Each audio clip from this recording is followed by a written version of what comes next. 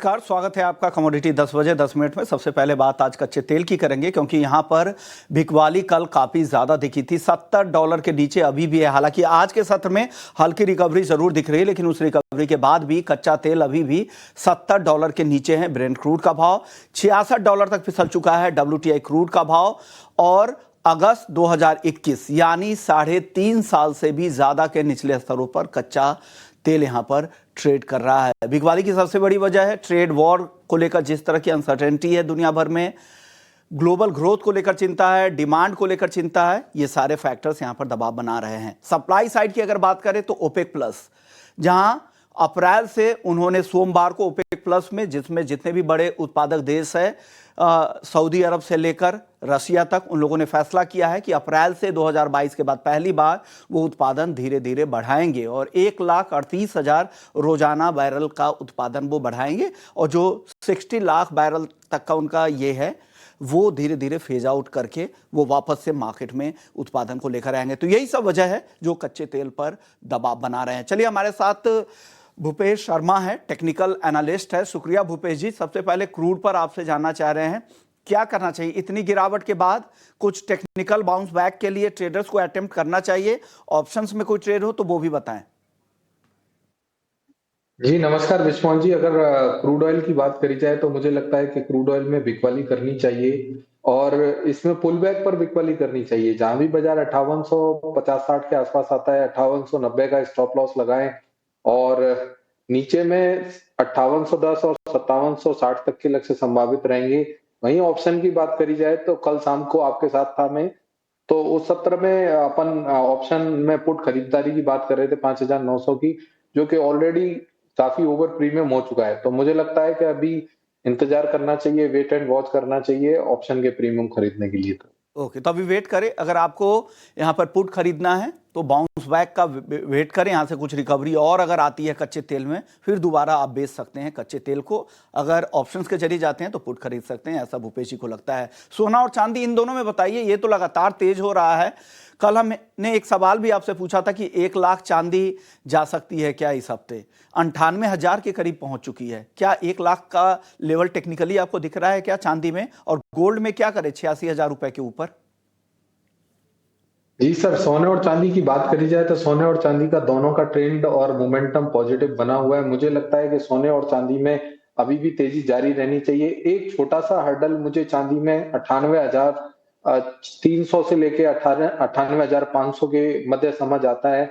अन्यथा वो level cross करता है बाजार, उसके ऊपर निकलता है तो मुझे लगता है बाजार 1 लाख नहीं, ऊपर में 1,02,500 और 1,04,900 ये लक्ष्य संभावित रहेंगे, परंतु 98,500 के ऊपर निकलने पर। वहीं गोल्ड की बात करी जाए तो मुझे लगता है कि गोल्ड का बाजार एक दायरे में रहना चाहिए। बार-बार बाजार अपने हाई टेस्ट करके बाजार नीचे ऊपर में सप्लाई आती है 86,300 से 400 के मध्य, तो बाजार अभी एक दायरे में रहना चाहिए 86,300 से लेके 85,700 85,600 के लेवल नीचे में। ओके, तो यानी गोल्ड आपको दायरे में दिख रहा है। चांदी 98,500 98,500 अगर क्रॉस करती है तो 1,2 और 1,04,000 के ऊपर भी जा सकती है, ऐसा टेक्निकली इनको दिख रहा है भूपेश जी को। अब बात मेटल्स की करते हैं। मेटल्स की चाल क्या होगी? कल तो बहुत अच्छी तेजी दिखी थी, क्या वो तेजी आज भी दिखेगी? अगर आज किसी को कुछ खरीदना हो तो क्या पसंद है आपको बेस मेटल्स में? जी सर, बेस मेटल्स की बात करी जाए तो कल जो टैरिफ की खबर आई थी उसके बाद कॉपर में एक अच्छा रनअप देखा गया था। मुझे लगता है कि वो रनअप आज भी कंटिन्यू कर रहा है। तो इसमें कॉपर में कहीं भी बाजार, आज बाजार तकरीबन 5 रुपए के करीब तेज है। ये बाजार कहीं भी 879 880 के आसपास कहीं भी मिलता है, तो इसमें 876 का स्टॉप लॉस लगाकर खरीदारी करनी चाहिए।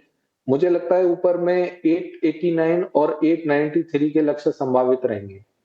ओके, चलिए, तो आपने मेटल्स बता दी, सोना चांदी बता दी, नेचुरल गैस भी 10 सेकंड में बता दीजिए भूपेश जी, फिर एग्री की तरफ बढ़ेंगे।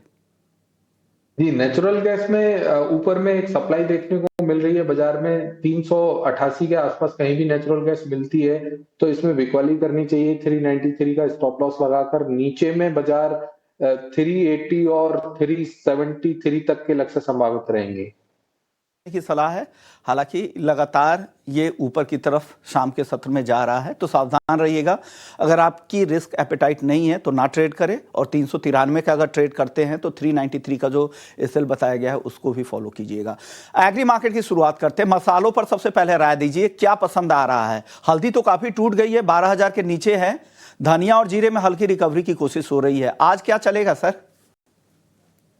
जी, मुझे लगता है कि तीनों मसालों की बात करी जाए तो धनिये का बाजार सबसे ज्यादा फेवरेबल लगता है मुझे। 7,980 या 8,000 के आसपास का जो धनिया है, मुझे नहीं लगता कि इसमें बिकवाली करनी चाहिए। एक अच्छा पुल बैक धनिया में समझ आता है, और यहाँ से धनिये में 8,100 8,250 तक के लक्ष्य समझ आते हैं। वहीं अगर अन्य मसालों की बात करी जाए तो टीएमसी में अभी भी मुझे लगता है कि प्रेशर बना रहेगा। ऊपर में 12,000 के आसपास कहीं भी, या 12,050 के आसपास कहीं भी वायदा मिलता है तो बिकवाली की सलाह रहेगी। अभी भी खरीदारी से दूरी बनानी चाहिए। और जीरा एक अभी भी नेगेटिव ट्रेंड में, कंप्लीट नेगेटिव ट्रेंड है जीरे का। मुझे लगता है जीरा एक दायरे में रहना चाहिए 21,100 से लेके 20,500 के मध्य। आइदर साइड का ब्रेक आउट आने के बाद इसमें एक नई स्ट्रेटजी बनाएंगे। तो तीनों ही मसालों पर आपकी राय आ गई है। अब बात करते हैं ग्वार सीड और ग्वारगम की। हालांकि एक काफ़ी गिरावट के बाद, सुस्ती के बाद, कल के सत्र में ग्वार में 1% की तेजी दिखी थी। वो तेजी टिकाऊ है क्या भूपेश जी? और क्या रेंज से बाहर निकलता आपको ग्वार दिख रहा है? और साथ ही ग्राउंड की स्थिति बताइए, ग्राउंड में क्या हो रहा है ग्वार में सर? जी सर, अगर सबसे पहले ग्राउंड की स्थिति की बात करें तो ग्राउंड पर गम में अच्छी डिमांड देखी जा रही है पिछले काफी दिनों से। हाजिर में बहुत अच्छे सौदे हो रहे हैं, परंतु कहीं ना कहीं इसका इम्पैक्ट अपने को एनसीडीएक्स के बोर्ड पर दिखाई नहीं दे रहा है। तो मुझे लगता है कि नीचे के भाव में 10,000 के आसपास के गम में एक बार बिकवाली से दूरी बनानी चाहिए। बाजारों में अगर बात करें टेक्निकली, तो टेक्निकली 5,310 के नीचे जब तक अप्रैल वायदा गुआर ट्रेड कर रहा है तब तक इसमें कमजोरी बरकरार रहनी चाहिए। 5,320 क्रॉस करने के बाद मैं कहूंगा कि गुआर में किसी भी प्रकार की बिकवाली से दूरी बनानी चाहिए। अपसाइड में बाजार 5,410 और 5,500 तक के भाव बहुत आसानी से दिखा सकता है। इसी प्रकार गम में 10,250 के ऊपर निकलने पर किसी प्रकार की मंदी से दूरी बनाए। ऊपर में 10,550, 10,900 तक के लक्ष्य संभावित रहेंगे आने वाले समय में। ओके, कैस्टर आज आपने एग्री मार्केट से चुना है, क्या वजह है सर? जी, अगर कैस्टर में एक बेस फॉर्मेशन मुझे दिखता है कि सभी बाजारों में कैस्टर का बाजार काफी दिनों से एक पॉजिटिव टेरिटरी में ट्रेड कर रहा है। मुझे लगता है कि इसमें एक बॉटम आउट की प्रोसेस कंप्लीट हो चुकी है। मुझे लगता है बाजार 6250 अब आसानी से नहीं तोड़ना चाहिए। अपसाइड में बाजारों में तेजी इंटैक्ट रहेगी 6,400 6,450 तक। ओवरऑल टेक्निकली काफी अच्छा मजबूत, सबसे मजबूत चार्ट अगर कोई एनसीडीएक्स में है तो वो कैस्टर सीड का है। कैस्टर सीड सबसे मजबूत लग रहा है, यहाँ पे खरीदारी की राय है चार्ट के हिसाब से, टेक्निकल आधार पे। हालांकि फंडामेंटल्स भी इसके कहे जा रहे हैं कि उत्पादन 8% पिछले सीजन से कम है, और नए सीजन में खेती का जो एरिया है वो कम रहने की संभावना है, और यहाँ पे चार्ट पर भी इनको दम दिख रहा है। भूपेश जी की ये राय है। 6,360 से लेकर 6,410 का टारगेट है, एसएल है 6,250 का। कपास और कपास खली के बारे में बताइए सर, ये काफी कमजोर हो गया है, क्या यहाँ पर कुछ रिकवरी के साइन दिख रहे हैं क्या? क्योंकि ट्रेड वॉर की वजह से और ग्लोबल सप्लाई ज्यादा है, डिमांड को लेकर चिंता है, क्या होगा सर इन दोनों काउंटर में?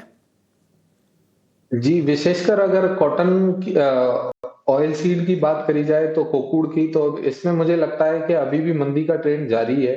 जब तक बाजार 2670 क्रॉस नहीं करता तब तक इसमें लगातार मंदी जारी रहनी चाहिए नीचे में। परंतु अभी अच्छे डिमांड के लेवल आ चुके हैं। लगता है कि 2550 के नीचे बाजार का जाना भी मुश्किल रहेगा।